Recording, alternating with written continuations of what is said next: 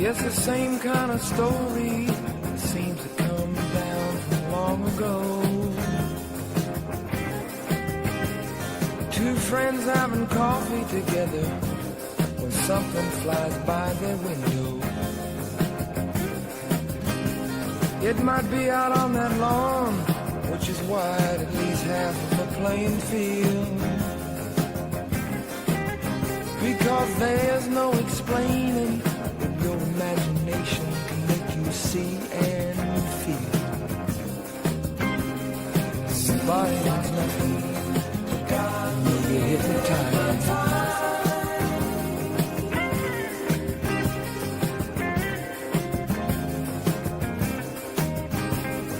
Now it's not a meaningless question to ask if they've been and gone.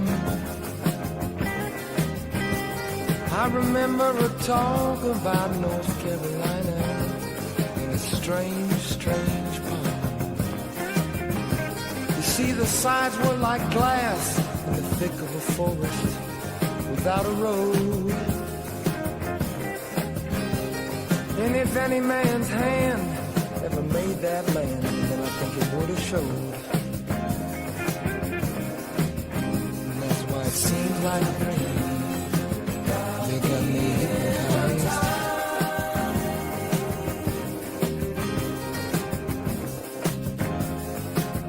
And I know that's right.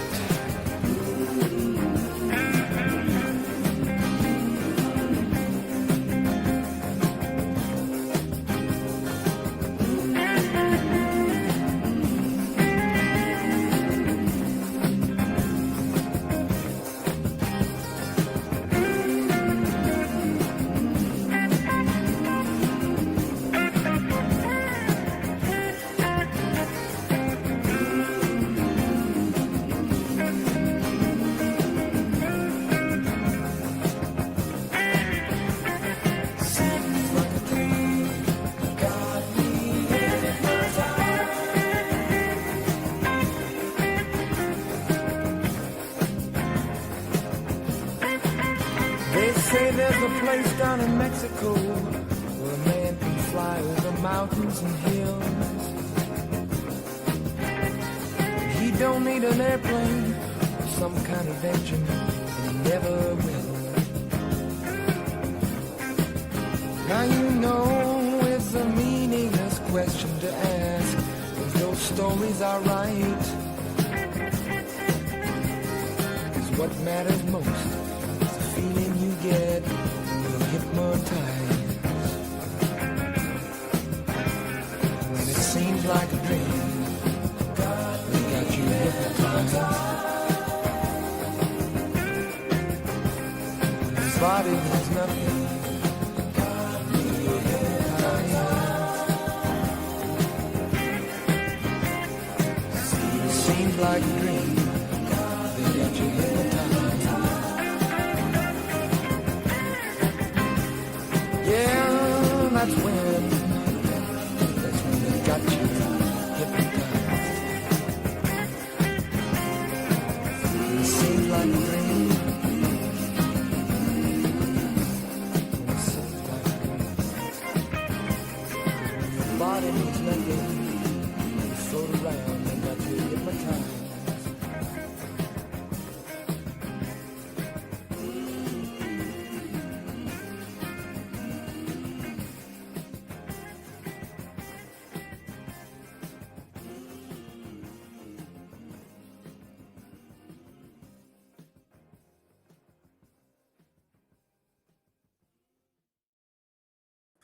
Man, Benny, you outdid yourself again, man. Those pictures were outstanding.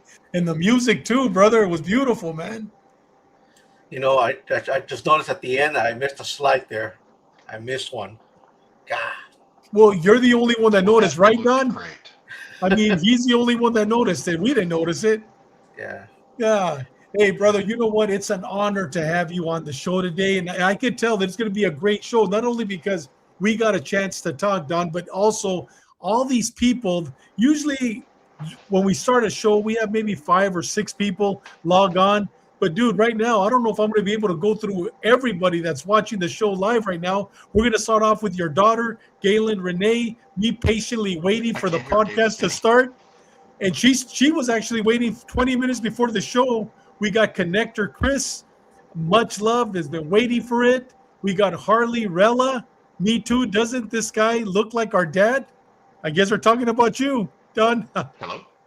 And we got Mike Martinez, man. Mike Martinez is a legend with the Colorado Federal Probation.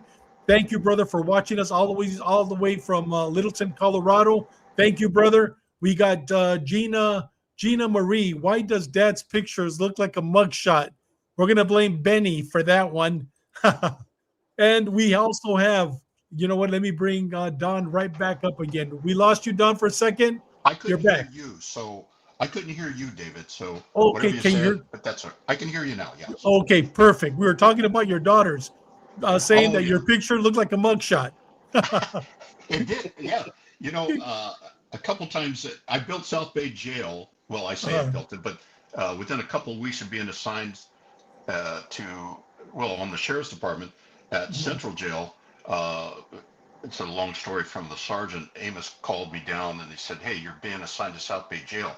I said, "Well, it hasn't been built yet. What do you mean?" And he goes, "Well, you're getting assigned there to help construction of that." And I went, "Oh, okay."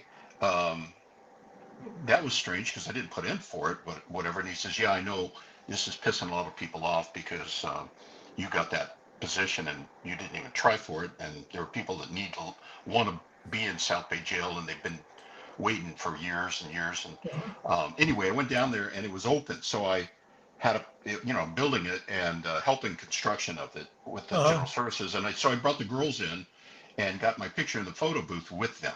Well, fast forward a year or two later, my third daughter's born. And of course, by then we'd had inmates in the jail. So, but I needed that picture with her. So when the sergeant was at the other end of the jail eating dinner, I told my wife to bring her down at a certain time, and I brought her into the jail while there were still inmates in there. And took the picture. Yeah, but I got that picture. So the youngest one was able to, I was able to get a picture of her. Of course, it was against the rules, and I probably would have been fired. But you got to do what you got to do. Exactly. And you know what? We got Nancy Mosqueda. Sister, thank you very much for all the positive posts that you put on Facebook every day, watching us all the way from Norwalk. We got Darren from San Diego. And here's a guy that definitely watched the news growing up in San Diego. And he remembers, Don, when you were a PIO, is it PIO, right? Yeah, that's right. Yeah. Public information officer, right. Public information officer for the sheriffs. And Darren is also one of our brothers that's always by our side. We got San Diego PD gang detective, robbery detective legend, Chris Kilby, watching us from San Diego. We got this gentleman, Don, right now. He's watching us. His name is Jim DeJanis. He's literally watching us live right now, all the way from Thailand. And this guy that's watching us, he's also known as a crime fighter. He's also known as Batman. He started his career at Pelican Bay State Prison, and the guy is a legend within the California Department of Corrections. He's watching us from Thailand. And here we got Ceci. He's been with us from the very beginning. Thank you, Ceci. Once again, sister, for watching us and for being by our side from the very beginning. We got Juan Cephas from Fit PD. And I'm going to say it once again, if you guys get a chance, please subscribe to Fit PD, PHIT-PD. If you know anybody that wants to be a police officer, if you're currently a police officer, Fit PD was made for you. Juan has some very interesting interviews. He's a former sergeant with the San Diego Police Department, did over 25 years at the Police Academy teaching arrest and control. He's a defensive expert. Please subscribe to his channel. Great man, and also a man of God and a good person overall. And we got Mike Medrano watching us. Thank you. Hopefully you got that shirt, Mike, that we sent you. Send us a picture. And we have Reverend Rents, who is our chaplain, watching us live right now, all the way from Utah. And we got Patsy Cruz, our first lady, Benny Cruz's beautiful wife, once again, watching us all the way from Murrieta. And guys, I'm going to stop here because I could go on and on. We got Rob Dees 498. Hello from Glendale, Arizona. And we're gonna Mike Redano. Okay, thank you so much. You got the shirt. You're welcome, guys. There's more names coming in, but we're gonna stop because I can't wait, man, to get in today's episode. I'm excited. It's gonna be a great episode. With that said, Benny, it's all yours, my brother. You know, with over 33 years of dedicated law enforcement experience, our next guest has truly seen it all. You know, he began his career in 1978 as a police officer in National City before embarking on an incredible 3-decade journey with the San Diego Sheriff's Department. Rising steadily through the ranks, he tackled some of the most demanding assignments in the field. As a homicide and media relations sergeant, he supervised major investigations, including the tragic Santana High School shooting, and he served as the public face for the department during the high-profile Heaven's Gate mass suicide. His leadership and expertise only grew from there. He served as a criminal intelligence lieutenant, helping dismantle organized crime, and ultimately reached the rank of captain. In that role, he acted as the chief of police for the city of San Marcos, where he rapidly drove out violent street gangs and helped achieve one of the lowest crime rates in San Diego County. He has managed multi-million-dollar budgets directly. He's directed hundreds of personnel and commanded entire bureaus. Yet, despite his incredible rise to the top, those who know him best will tell you that no matter his rank, he will never forget he was a deputy sheriff at heart. So, welcome to retired Captain Don Crist. Don, welcome to the show, man. Thank you. Thank you very much, David and Benny. Oh, it's an honor to have you. It's an honor. Yeah. Benny's been talking about you for several months now. And I go, well, let's get him on. Let's get him on. He finally got you on. Brother, we're excited, man. It's all yours. Yeah. You know, that's where I met Don. I met him at the jail, at South Bay Jail. I remember I did a short sting at the Central Jail, and then they were looking for deputies to go to South Bay, and I lived in Chula Vista. I actually lived in Otay, so for me it was like, yeah, I'll go to South Bay. It's closer drive to home. So when I arrived at South Bay, my first training officer was Don Crist. That's the first time I met him, and he was busy. I remember my first interaction with him. I saw him what he was doing, but it was fun. So Don, welcome to the podcast. Thank you. So before we dive into your extensive career, we'd love to get started by knowing who's the man behind the badge. Can you tell us a little bit about yourself, where you grew up, what your upbringing was like? Did you always want to be a law enforcement officer? Yes, thank you. Any story about me, I think, always has to begin with my parents. They were both from West Virginia. They were born in houses there in the mountains. They grew up in the same county and met, got married, fell in love, or vice versa. And then my dad had been in the Navy, joined the Navy in 1941. He was assigned to the Enterprise, the old Enterprise, and he received, by the way, 8 battle stars because the Enterprise was involved in all the major engagements. And so his ribbons contain 8 stars from being on the Enterprise in almost every major battle. But he saw that he was in San Diego for a tour duty here as part of his tour. And so he assigned himself or moved to a ship being built down in Pascagoula. And so he was able to transfer to San Diego a year before he retired. So he and my mom moved here. And from the time I was 5 years old, I grew up in National City. And that's where I grew up and lived for the next 25 years or so. My father passed away when I was 10. So my mom still had to work. And she worked at Aunt Emma's Pancake House. And I always say that for people from San Diego. There were 4 locations. So from June to September, she would have me fly back by myself to my grandmother's house in West Virginia. And so I was able to spend time in West Virginia, and my uncles and aunts, I always give credit to them for giving me the character I have. Of course, my dad, the first part, but when he passed, they were the people that really shaped me and shaped my thoughts about things, I think, as well as my mom raising me. And so I'd always wanted to be a cop from the time I was 3rd grade. There's those little yearbook things that you add your report card to, and your photos and your awards in a little book. From third grade on, all I wanted to do was be a cop in National City. So it came time, I was 21, and I applied and I got the job, which is a whole other story. I was the youngest guy hired at the time. The chief, I thought it was going to tell me I was not going to be hired, because he looked at me and he said, "You don't have any military experience." And I said, "That's yes, sir, that's true. But my dad was in the Navy." And he says, "Okay, you have a degree?" And I said, "Yeah, at that time I had an associate's degree." And he goes, "We don't have too many people with degrees here." And I went, "Oh, okay." And then he said, "We're a very active city." And I said, "Yes, sir, I was an explorer here. I understand." He goes, "We're getting a lot of fights." And I said, "I understand. I see St. Anthony's fights all the time, and Highland Avenue and the Mila bars. I see it all." I said, and I stopped him and I said, "Chief, look, um, I I know what this job entails.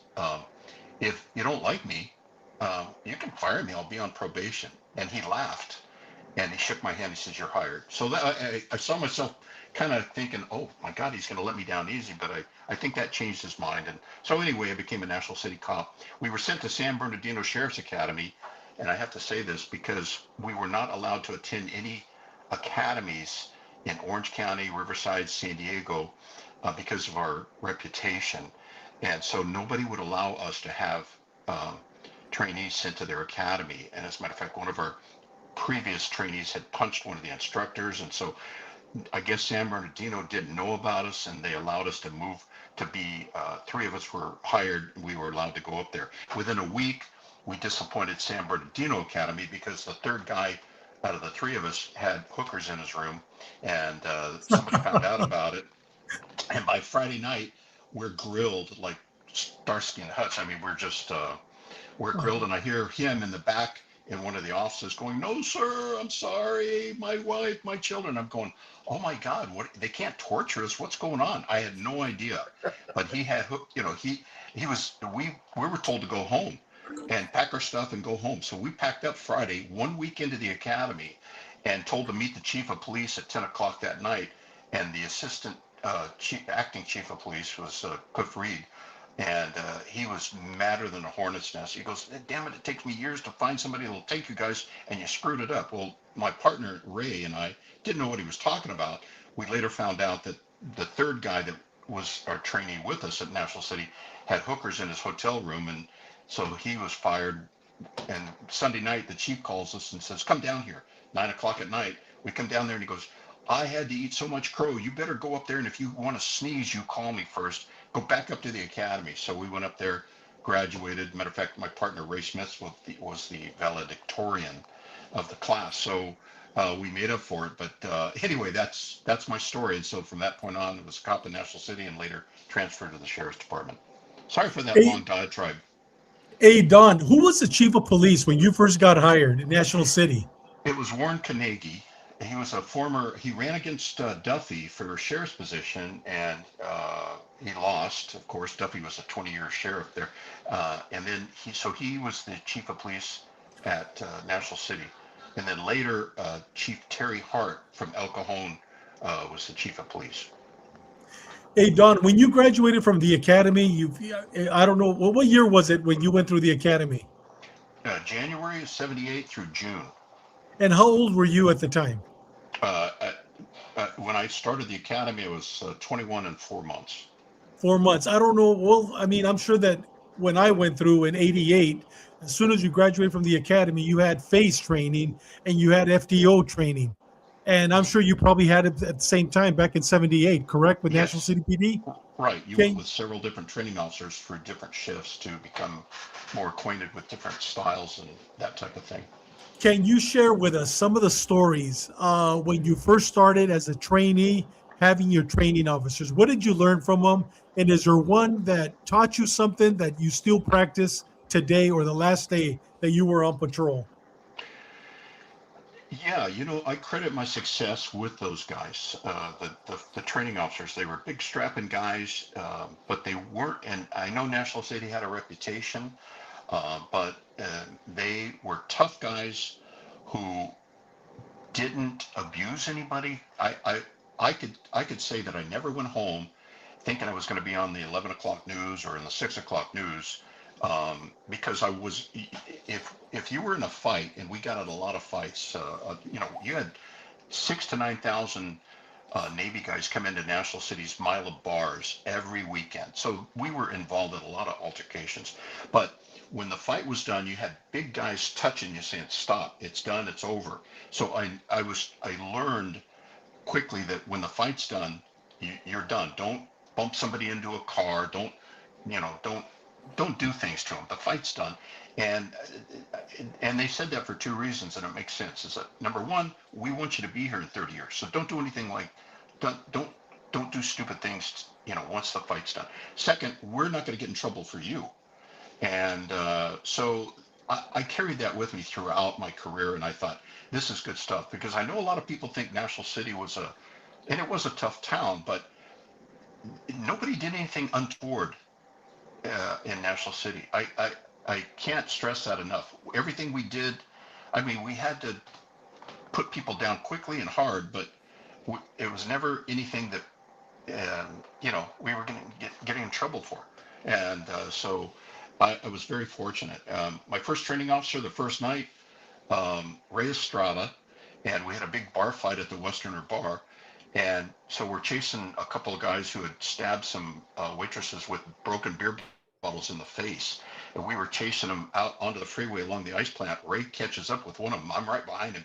He struggles, he falls down, and he's unconscious because he wrecked his back. I grabbed that guy, cuffed him to the fence, and chased the second guy who was running along the ice plant, caught up with him, hooked him up against the fence, and then ran back to help Ray. Ray never came back to work. That was my first night on patrol with a training officer. Wow. The next night was with Craig Short. So, but every night was like that. There were fights upon, and then you had gangs, and we had probably the third or fourth highest violent crime rate in the state for several years when I was there. And it was just sometimes I'd drive home after the 2:30 shift, and I'd stop and I'd go through a red light in my personal car when it was nobody around. But it wasn't because nobody was around. It was just habit, because everything we went to was code 3. So we'd stop or slow down. And I just went, oh my God, I just went through a red light, because I'd been doing that all night long to every call. And it just, and I realized I gotta figure out a way to stop my shift and learn to sit there, wait a minute, cool down, and then, go home at the end of the day. I had a fight one night.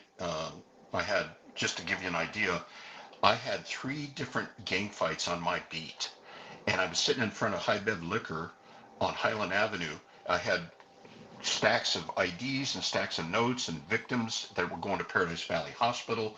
And I was just trying to put all the information down on face pages of my crime reports. And my partner, who was reserve, looks up and he goes, son of a bitch. And I look up at the Pizza Hut across the street, and there's a gang fight going on there. And so, thank goodness, it was across the street was another beat. Otherwise, I'd have 4 separate gang fights with 4 or 5 different victims up at the hospital. And that was a typical night for the 70s. And it was a great place to work.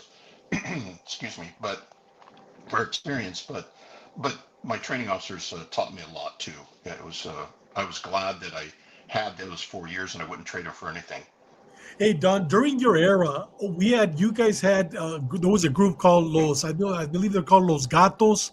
That was one, and then another one. They later turned out to be. They later changed their name to OTNC, Old Town National City, and that was the big gang. And they were fighting against Logan Heights, against Otay, Chula Vista, San Isidro. That was a really bad era during the time that you were working there. That gang set was probably, I would say, probably one of the worst, probably south of LA. OTNC was notorious. As a matter of fact, the Ayala brothers, Ronnie and Hector Ayala, came out of OTNC. So, and they're the leaders of the Mexican Mafia now. But yeah, you were in that era. Can you talk a little bit about the gang culture back then in the Hispanic communities? Yeah,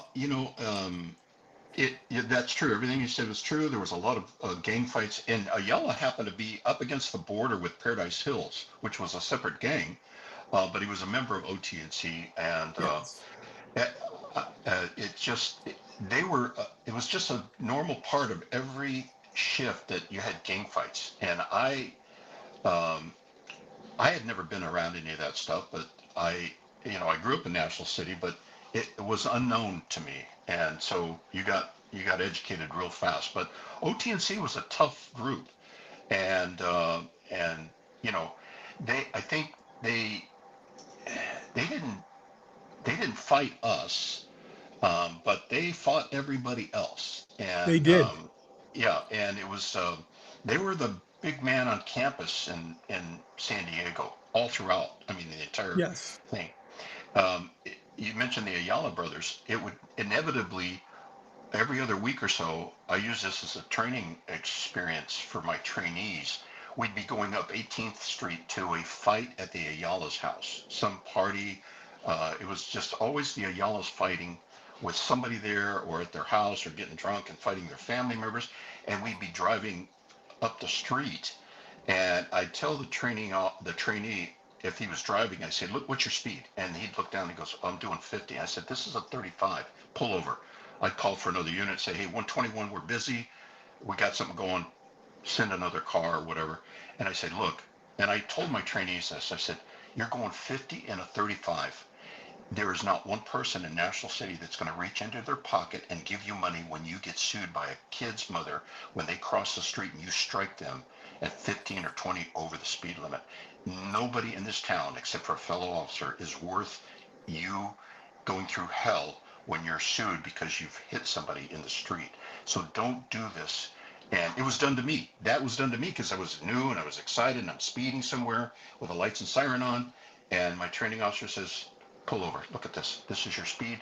This is not worth it." And I give the same lecture to my trainees. And it happened every time because they're going to do that. And so I look forward to that. But you mentioned the Ayalas. We fought them all the time. And they were, Yeah. yeah, always, there was always something going on with the Ayalas. And thank goodness they were just 2 blocks off my beat. They were in the next beat. So they were always somebody else's problem for paperwork. But we still had to fight them. And you know what? For those that are watching the show, we're also on Apple Music, and on other sites where they can't see the show. Let me just tell real briefly. This is going to segue into Benny's next question. The Ayalas was Ronnie and Hector Ayala. They had another brother, I believe, two other brothers, but those two were the older brothers. And in I believe it was 1983, 1984, they were involved in a triple homicide right there at 42nd and National.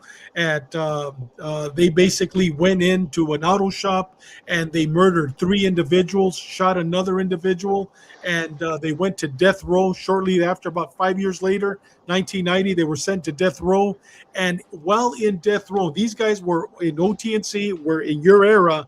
While in death row, they were running a organization out of death row. Don, I don't know if you know this. It was called Murder Incorporated, just Oh, like the no. mafia did, Oh, okay. and I think it was called or Death Row Incorporated, and they were ordering hits throughout California from death row.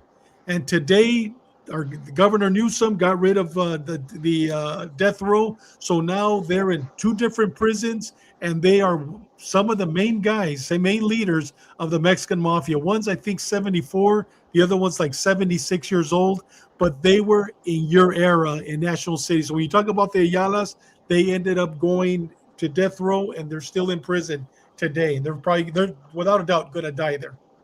I think 2 of those brothers were killed in prison too, Yeah, as I not those recall. brothers. They're Not still those alive, brothers, but both yeah. of them. Oh, okay. Yeah, Yeah. the Ayala brothers. Yeah, Hmm. and this segues into Benny. Your next question, brother. Well, Don, before we go into Highland Avenue, tell us, man. I was surprised. I didn't know Johnny D worked National City. When you sent those photos and I saw Johnny D, I was surprised. Tell us some John, stories. I mean, how was it working with Johnny D? he was beat 20, which was all the mile of bars, and we had uh, National City had bars for blocks and blocks and blocks, both sides of the street, and he was made for that. He was just a muscular guy. He was took no BS. Nobody did, but so he walked the beat. We didn't have walking beats per se, but he would say, "I'm out of the car on the foot patrol," and we would go from bar to bar to bar and walk with him, and just he would be just like everybody else. If somebody gave him guff, you'd ask politely. We always asked politely, and then we directed them, and then we told them, and then it was and then they were done. And so Johnny was people just from his stature became, people gave him a lot of respect just because of the size of his chest and his muscles and everything. And walked a few beats with him like that. And we were good buddies. We moved down onto the sheriff's department, and then he went on to become a chief back east of a college or something like that, a chief of police, I think. But it was great working with him, yeah. We came on at the same time, although I was brand new. He had experience as a college chief somewhere back east. But yeah, he loved the beat. The beat was all bars. And like I said, he had 6,000 to 9,000 Navy guys flood the city every weekend. And our gate 9 at the naval station was actually about 4 blocks. When people came out of the 32nd Street Naval Station, they only had to walk about 4 blocks to all of our bars. And so that's why that was such a busy place and a busy beat. But he loved beat 20, which was all the bars. And of course, everybody at 2 o'clock started cruising around down there. Good thing about back when I was there is all you had to do when you broke up a fight, you called Shore Patrol. They were on our frequency, Sarah Papa. You would call them and tell them to meet you at the bar. And then you just threw these guys in the back of the van, handed an ID to the Shore Patrol, and you had no paper. It was just heaven. Yeah. Hey, So Benny, Don, you mentioned D. Who are you talking about? We don't know who you're talking about. Who's it's he? John DeAngelis. He was a sergeant with our department. He Mhm. taught defensive tactics. Really, really good guy. He was a big time deputy sheriff, man. He was a deputy at heart, just like Don. He never forgot who he was. He left the department and he became a chief of police in Coalinga. That's And right. then from there, Yes. he left, and I believe he lives in New York now. He went to Hawaii for a while. He got married in Hawaii, and I think he lives in New York now, New York City. Mm-hmm. Right. Wow. Yeah, really good man. So Don, I'm going to ask you this question about Highland Avenue because I know Flavio. You remember Flavio? Flavio Alfaro from Yes, from the Evidence. crime lab. Yeah. Yeah, I mean, Flavio was a lowrider, man. So he was always in the cruising scenes. He was always defending Highland Avenue. So tell us, man, how bad was Highland Avenue in National City back then, and back in the '80s? I mean, a lot of people say that the movie Boulevard Nights, which came out in the '80s, had a lot of impact with the gangs and Highland Avenue. How bad was it? I mean, how did things escalate down there? Yeah, it became so bad that cruising became prohibited, but it didn't start out that way. Um, in 1978, after I was out and about on my own, there were a lot of guys from the west side of National City who were older, they had jobs, they worked 8 to 5, and they just liked their lowrider cars, and that's great. And so they would sit in the J.C. Penney parking lot of South Bay Plaza right next to Highland, and they would just sit there and they'd show off their cars, and other car guys would come and meet them, and they would just exchange ideas and talk about their lowriders and everything. And those guys were great. And I would pull up and talk to them for a while, and I'd say, "Hey guys, just a reminder: pick up your trash, fast food stuff, and make sure you clean the area before you go, so that way we don't get any complaints from the businesses who are closed because they would be there, sitting there from 8 o'clock at night to 2 in the morning." And they were all adults, and all they wanted to do was show their cars. They weren't, but of course that was great then. And then the following year, in 1979, you had people coming from out of town, and girls came to watch the guys in the cars. The girls were watching the guys were watching, and of course, when that happens, now you start having the peripheral gang members show up. And it wasn't the lowriders that were the problem. It was the gang members who came from Colorado and Texas and Arizona and Nevada, Northern California, LA. And it was car to car. Uh, Highland Avenue was 4.5 miles long, but you couldn't drive more than 5 miles an hour because there were cars bumper to bumper going up and going down. And of course, all the fights as a result of the gang members who were on the periphery would start fighting, and then we had to deal with that. There were more fights than there were cops, and we couldn't. So the city passed an ordinance that said no cruising. So they blocked off all the streets to keep these guys from turning around and going back around. They had to go all the way to the end, and they had to go into Chula Vista or San Diego and find a way to turn around and go back. So they'd only get about 2-3 loops for a 4-hour shift in their cruising area. And that kind of slowed things down, but it got so bad we just the city just they were trying to figure everything out. I don't know what dampened it, but for my uh, 4 summers, it was nothing but problems. And again, it wasn't the lowriders themselves. It was the peripheral gang members who were attracted, who brought their lowriders, but they were the guys that were looking for trouble. They would throw up gang signs, and then all of a sudden the fight's on, and then shootings and drug use and sales and all that stuff. And so it was, by my 4th summer, I just wanted to get away. And I just was tired of it. And it's sad. I don't know what happened. I don't know how it was. I think people just grew out of it or something like that. But it was not, the city was not meant for that. We just didn't have the resources to control everything there. And no matter what they did, you couldn't stop. I mean, we started writing guys for their batteries and storage areas. I knew the vehicle code section by heart of what lowrider sections I could write. Now, I wasn't trying to pick on the lowriders because they were just men with jobs and trying to show off. But in order to get rid of the gang guys, you had to have, you can't have hydraulics. The battery storage is wrong. The tires, the weight ratio for the tires, I knew all those sections because you could tow cars and get these guys off the street. So we started towing cars left and right, trying to figure out a way to get rid of, certain aspects of it. But then, you hate doing it to the guys that are just working and showing off their cars, and we tried not to do that. But when you could recognize gang members, you yanked their cars right away because they were the trouble, and they caused us a lot of work. Hey, Benny, it's funny. Was it costing the city a lot of money with overtime and resources?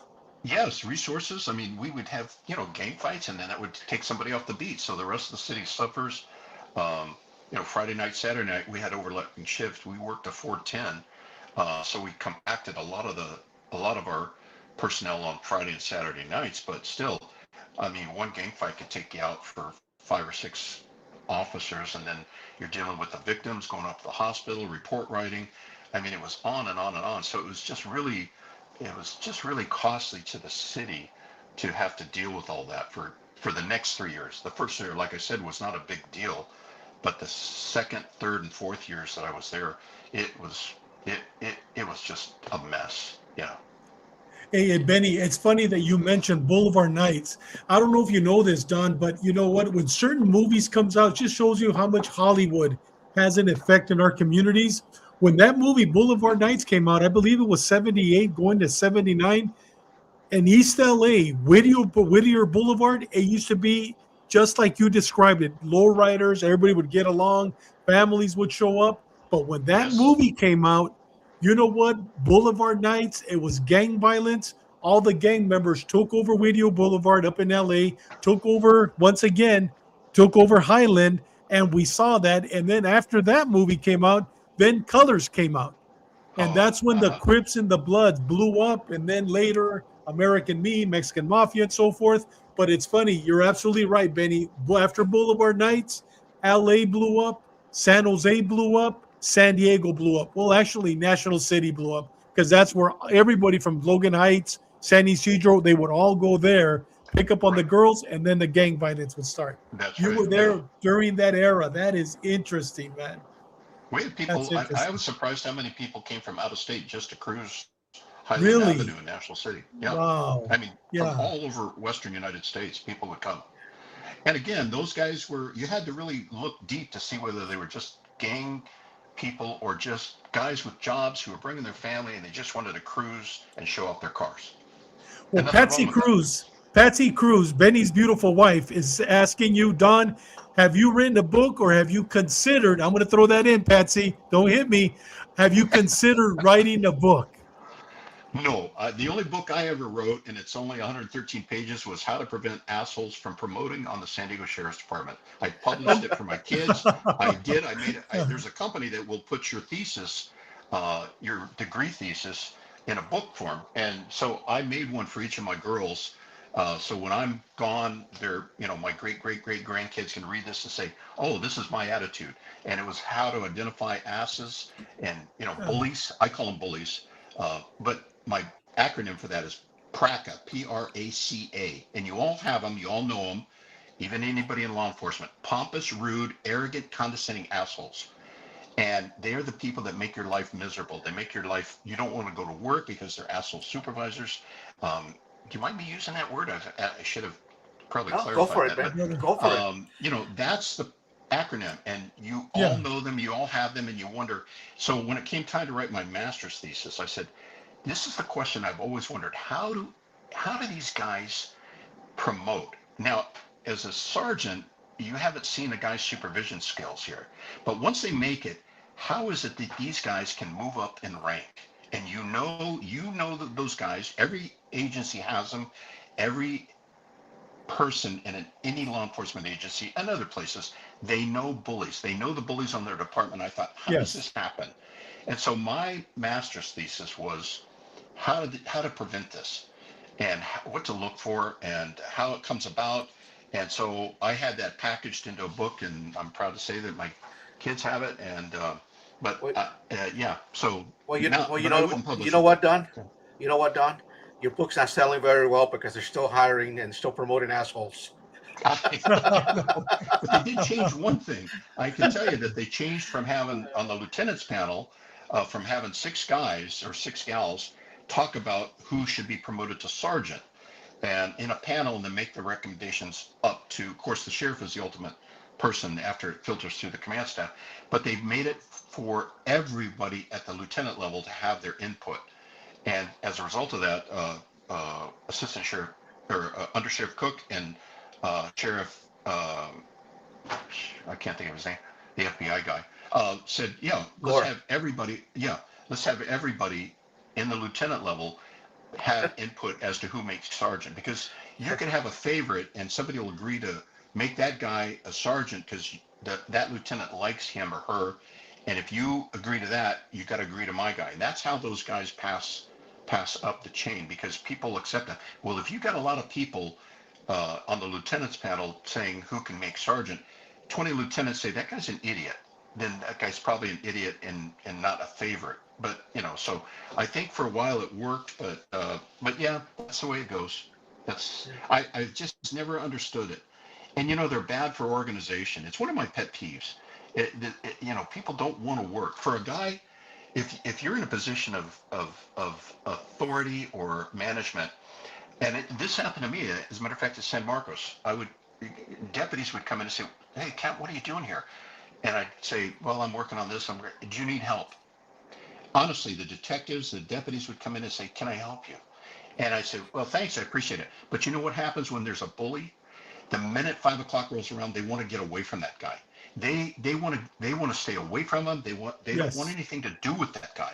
They don't want to be next to him because he turns around and says, "I want you to do this or that or whatever," and they're mad and they're angry and they make up stupid studies just so they could get their name in front of the sheriff's department. I could go on about this, but I'll stop. But I never understood it, and I just don't know. Organizations suffer so bad, law enforcement especially, like in the military or law enforcement.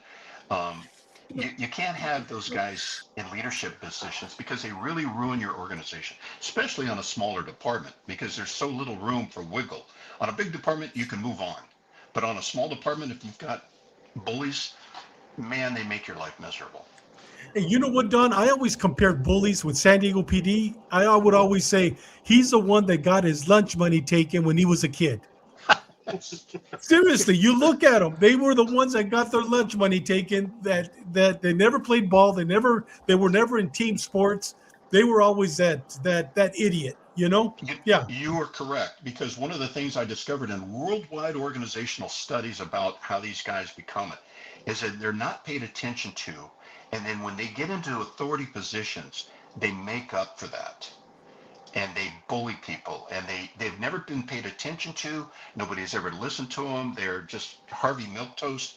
But when they Yes. become, lieutenants and captains, suddenly they're making up for their anger, and they're Yes. acting, and people don't want to approach them. That's the other thing too.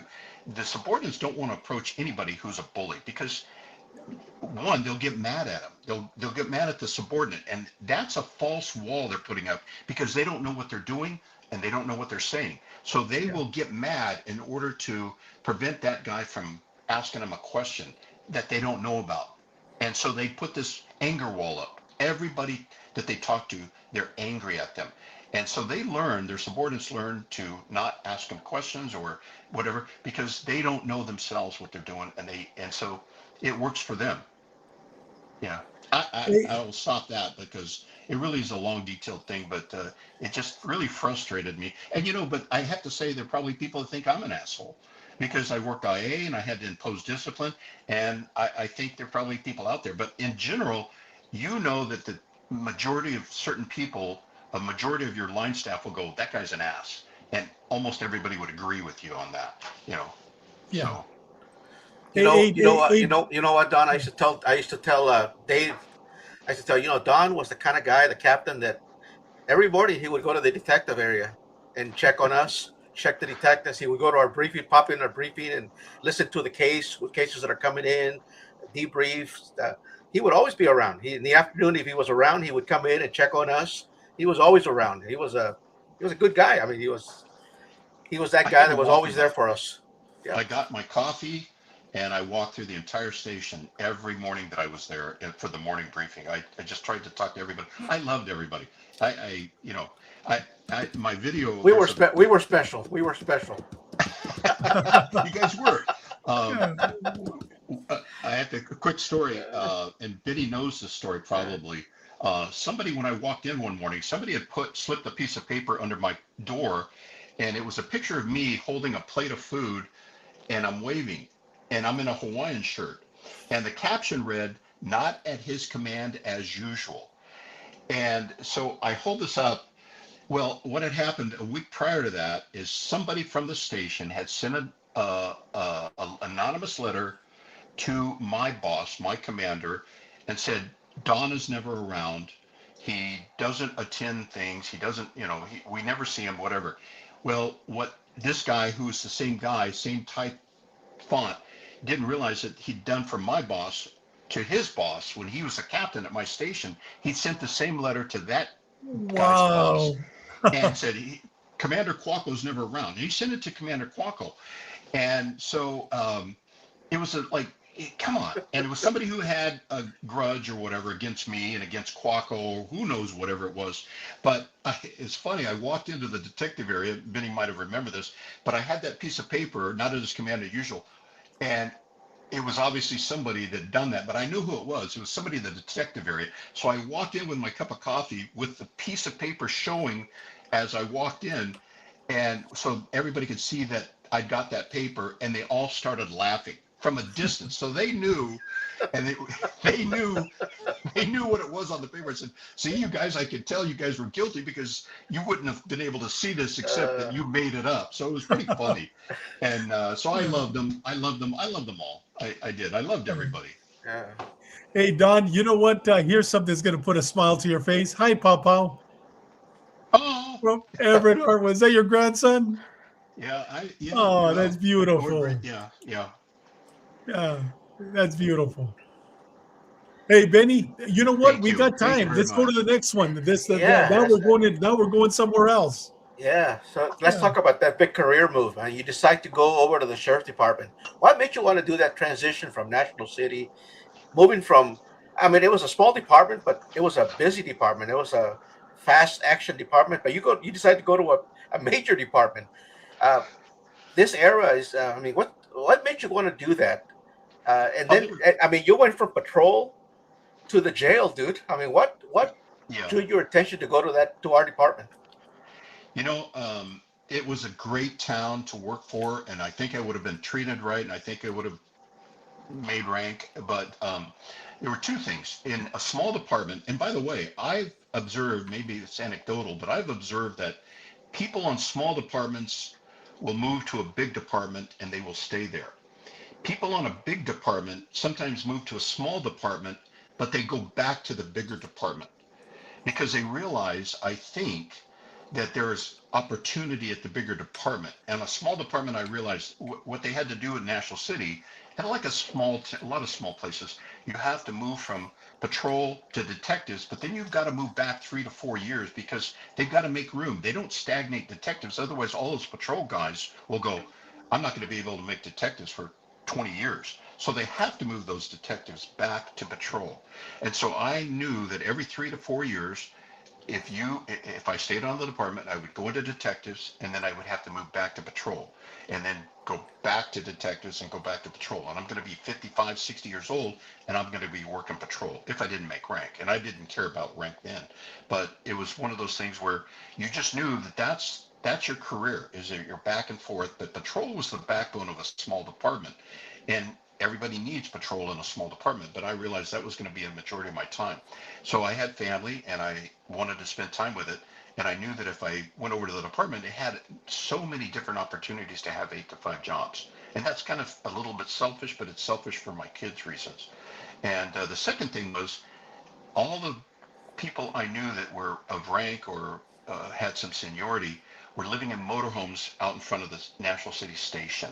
And they were divorced. They were sitting at the Napoleone's Pizza on Friday, Saturday nights, drinking with other guys who lived in motorhomes in front of the station. And I went, that's not going to be me. And so I mean, it wouldn't have happened to me, but it seemed like, well, in order to make rank, you got to hang out with these guys. You got to be divorced. You got to, be hanging out here at the pizza place Friday and Saturday nights and just drink. And I thought, for those two reasons, I moved. And I've been pretty lucky coming on, but that was the reason.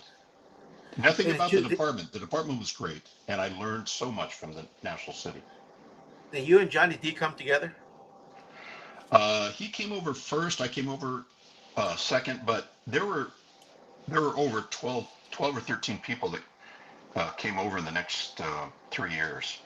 Came over to the sheriff's department, which decimated the patrol division from seniority guys. There were a lot of seniority guys. A lot of guys with seniority that moved over to the sheriff's department.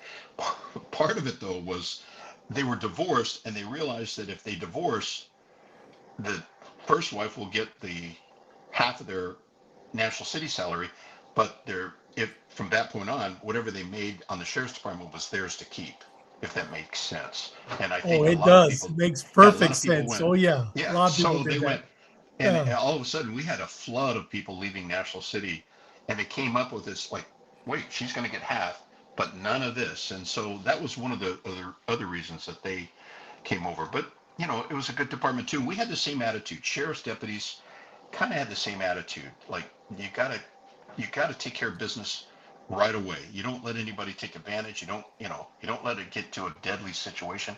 You got to take command, and you got to do things right then and there. And those guys in the sheriff's department, we all saw, were just as aggressive as we were. When I say aggressive, I don't mean in a negative way. I just mean that you're not going to let things get out of hand. You're out in the middle of nowhere. You've got to take care of a situation before it gets to the point that you're fighting for your life.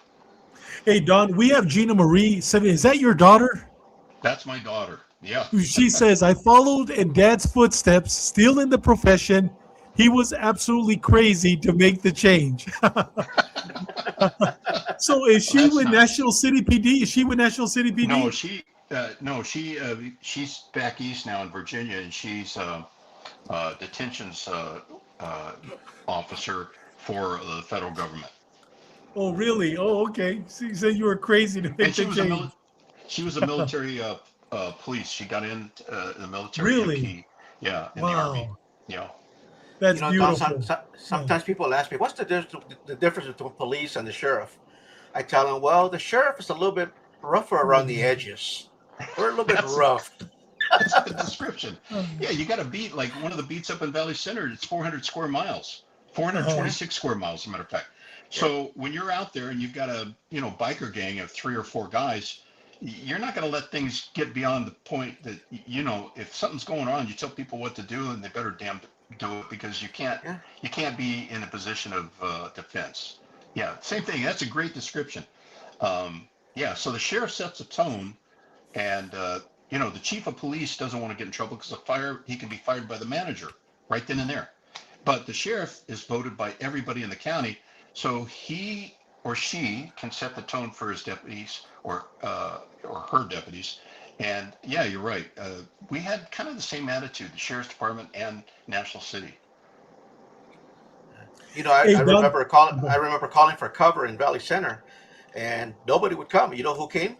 Border Patrol and Riverside sheriffs, because everybody was too far. Okay, that's it. Yeah, that's exactly right. You're in the middle of nowhere, You know, real quick, the difference, and I tell people when they say, "Oh, you're a sheriff," I go, "No, I'm a deputy." Even when I was a captain, I would say, and I'd be in uniform and I'd be working, I'd go out on a call or something like that, and I'd go, "No, I'm a deputy. There's only one sheriff, and you vote for it. The sheriff is a sheriff. Everyone else is a deputy." But the difference is that the sheriff, you work in and for the county of San Diego, but by the sheriff appointment, and that's a distinct difference.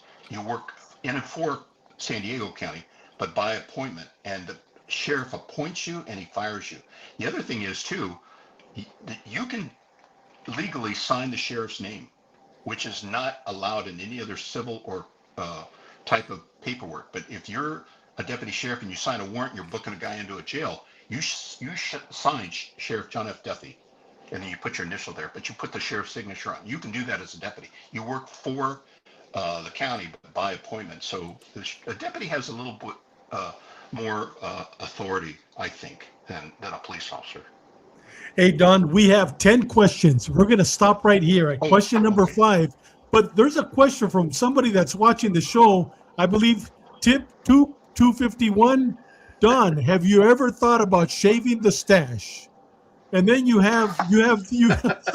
Hey, but listen to this. Valencia Mountain Retreat. His name is Chris Hastings. He's actually the one that wrote, the author of the book Cocaine Cowboys Uncensored. I don't know if you heard of the book Cocaine Cowboys Uncensored. It's a very famous book, and he's watching us live right now. He's a former CBP officer. I mean, he did a lot of undercover work here in Tampa, but he's watching us live from the Philippines. And look what he says. He defends you. He says, Don was a young, guapo looking man. Must have had the ladies going crazy. All right, Chris, came back, brother. I don't ever say this to anybody, but I'd have 3 or 4 sailors on the back of my car, and we're driving, like I say, 4 blocks down to the brig. And inevitably, one of those guys would say, you, and they're cussing, they're drunk, and, who cares? It's nothing personal. But every once in a while, they would go, you and that effing mustache. And they'd say the entire word. And I'd look in the mirror, and I'd go, and first time they said that, and then it happened a lot, because in National City, the grooming standards were a little loose. And so I always had a bigger brown. It was brown when I was young. But every once in a while, one of those guys would go, you and that effing mustache. And I went, what the hell's wrong with my mustache? And they would, for some reason, they'd concentrate on that. And I got a quick story for that. As they pulled into the gate, they'd pass us, the shore patrol would let us come through.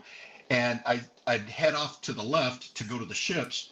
And the guys would go, hey, the brig's over there. And I said, yeah, you 3 are going, or you 2 guys are going to the brig, because you're drunk and you're just stupid and we had to fight, but that's okay.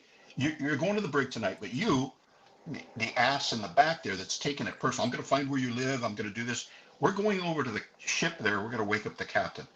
Oh my God, they apologized profusely, because we're going to wake up the captain at 3 a.m. and get him on deck, and we're going to take you guys are going to the brig, and they wanted to go to the brig, but the guy that was making things personal, we took him to the ship and woke up the captain. And good for him. That was a funny story. That was a unique National City thing. That's right. Hey, Don, you know what? We're excited. You're coming back. We're going to stop here, if it's okay with you, Benny. And we're bringing you back on June the 16th. Next week, Benny's going to talk about, we're going to go dark. I'm going to be doing some training in Tempe, Arizona. But you're coming back on the 16th, and we're going to start off where we left off. Get into the sheriffs. We're going to go into your PIO, into Heaven's Gate, into the Santana shooting.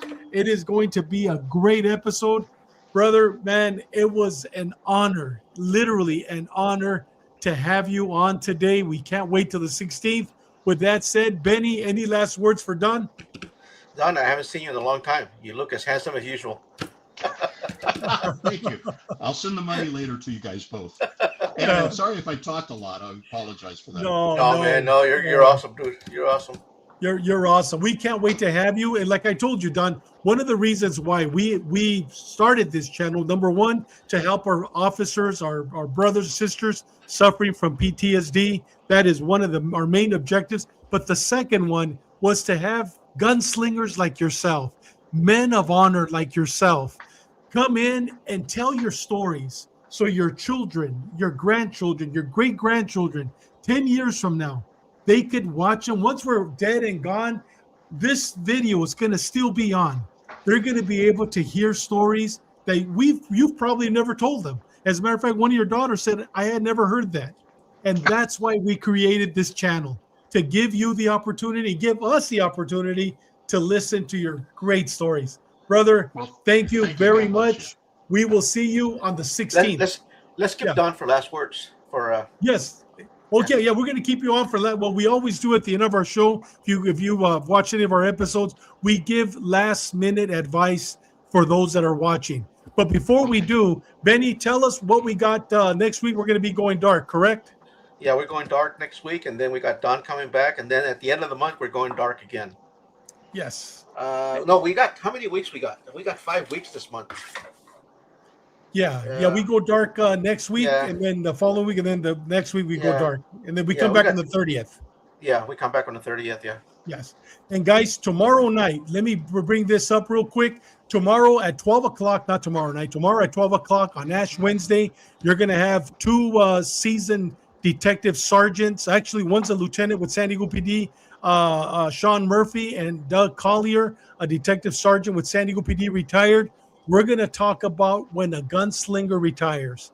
We're going to talk about the things, psychological, spiritual, physical, mentally, we went through when we retired. It's going to be a great episode.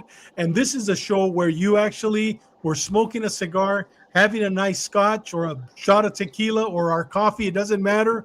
But tomorrow, like I said, our episode's going to be at 12 o'clock on the same channel when a gunslinger retires. So please join us tomorrow. It's going to be a great episode.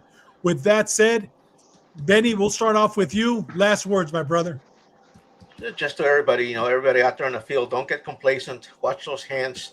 Don't be like one of those guys says, well, I'm watching the eyes. The eyes are not going to kill you. It's the hands. Watch those hands. Take care of your partner. Get to go home every night. You and your partner go home to your families. Amen. Don, last words. There's a book called Lincoln on Leadership. It's by by a guy who wrote about Lincoln. And I gave it to the sergeants who promoted under me and the lieutenants, later on. And it's all the things that encapsulate what makes a good leader. And I think if you follow that naturally, that the tenets in that book, you will become a good supervisor and a good manager. Lincoln on Leadership. Lincoln, And I you gave know it what? to people. I'll have it up next time you're up, so we can talk a little bit about when we're talking about the bullies. Lincoln on Leadership. We'll definitely be talking about that. With that said, we'll see you tomorrow at 12 o'clock. If you get a chance, if you miss the episode, you could always watch it later. And like I always said, live a purpose-driven life. Make every minute, every day count, and trust the process. No matter what you're going through, trust the process. But above and beyond, trust the author. And our authors, our Lord and Savior, Jesus Christ. Thank you. God bless you. Goodbye.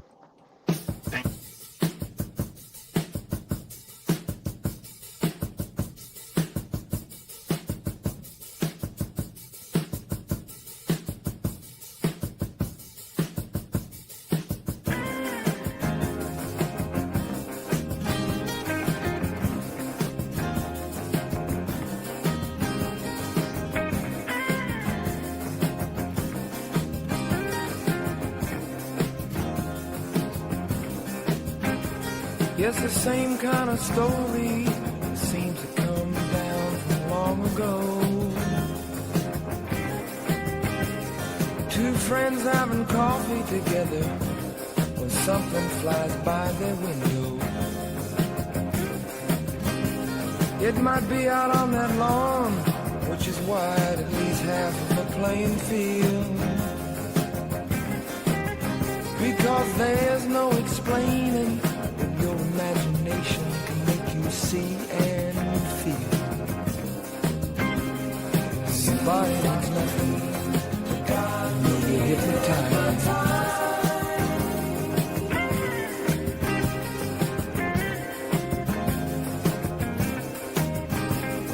Now it's not a meaningless question to ask if they've been and gone.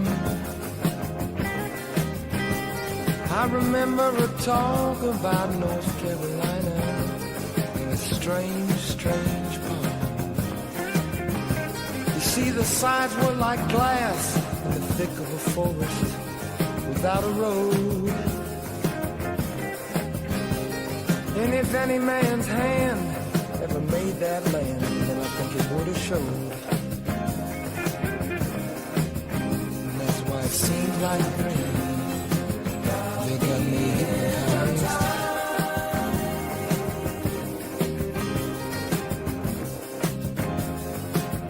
And I know that's right.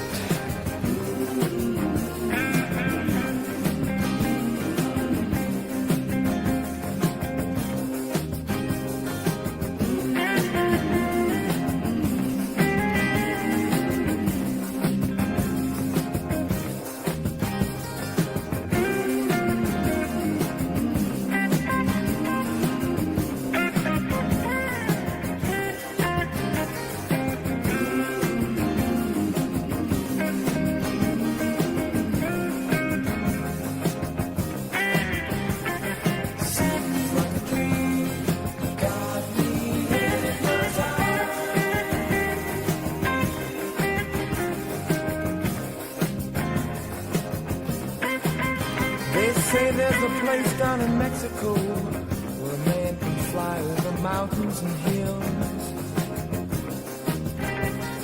He don't need an airplane or some kind of engine, and he never will.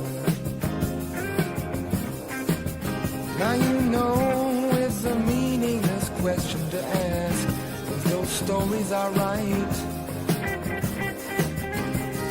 'Cause what matters most is the feeling you get when you're hypnotized.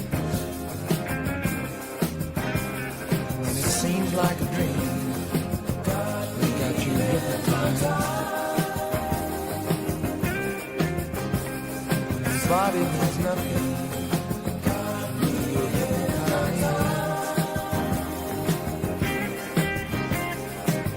It seems like a dream, they got you hypnotized. Yeah, that's when